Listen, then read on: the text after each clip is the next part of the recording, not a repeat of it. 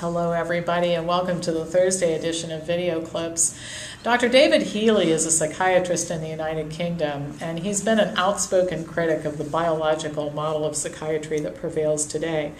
In a recent editorial published online in the British Medical Journal, and I have to say it's highly unusual for traditional journals to allow this kind of stuff in, but anyway, they allowed this editorial from David Healy to be published. He states that the connection between serotonin levels and depression is a myth, which therefore makes the reported efficacy of selective serotonin reuptake inhibitors, or SSRIs, a myth as well.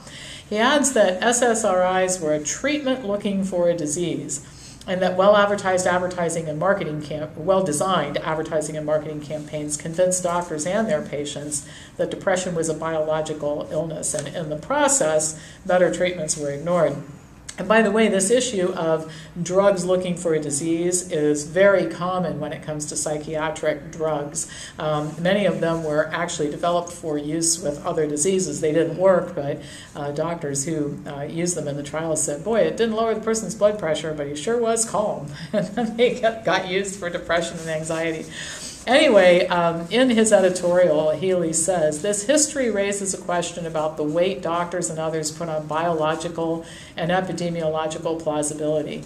Does a plausible but mythical account of biology and treatment let everyone put aside clinical trial data that show no evidence of lives saved or restored function?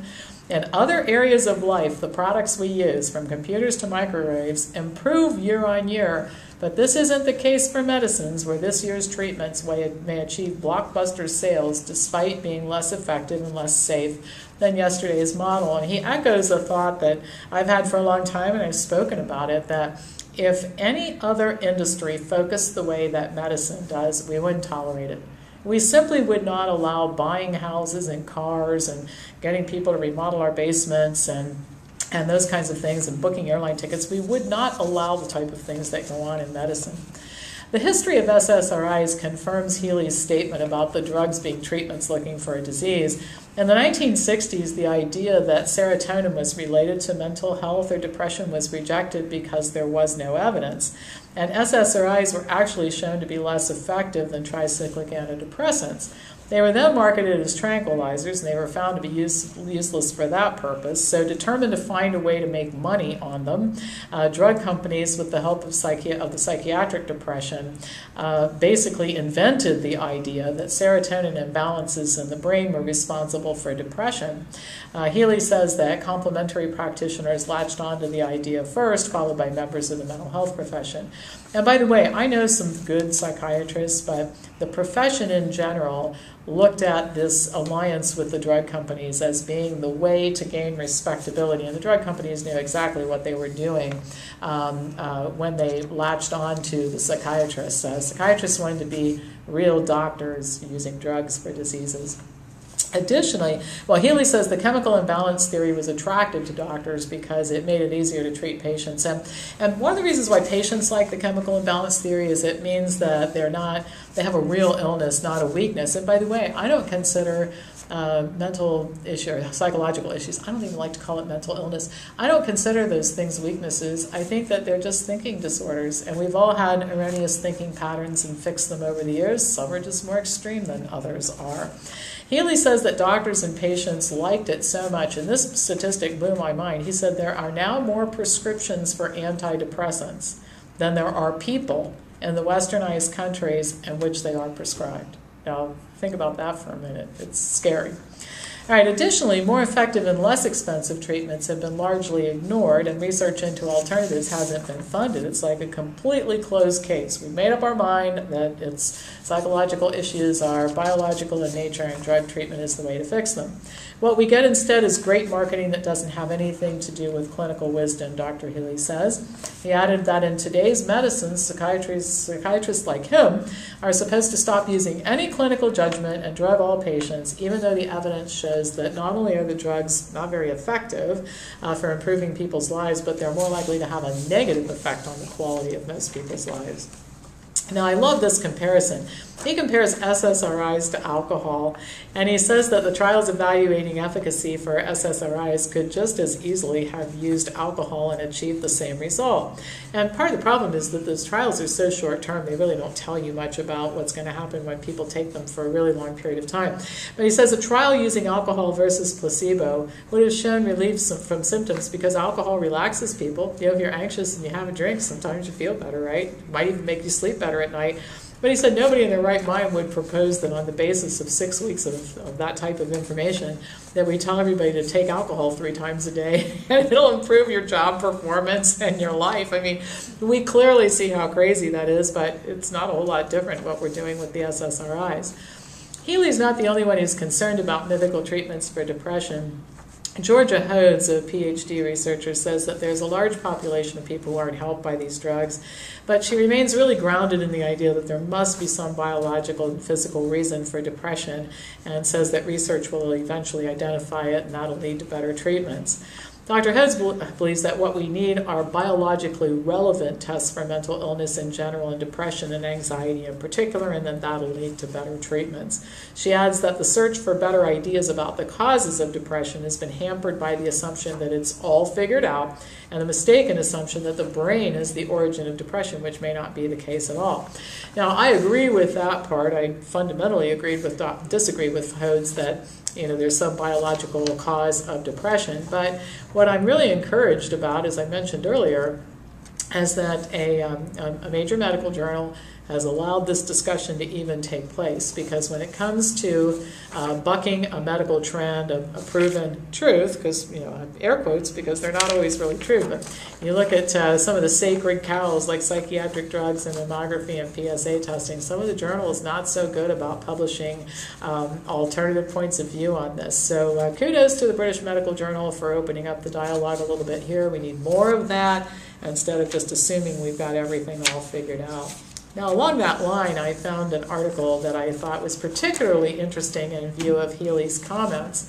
Psychiatrists for several decades have been promoting this biological model, and in addition to saying that psychiatric disorders, or I like to call them psychological issues, are biological in nature, they attribute all of the same attributes to psychological issues that doctors attribute to cancer and heart disease and diabetes, one of which is that it's genetic.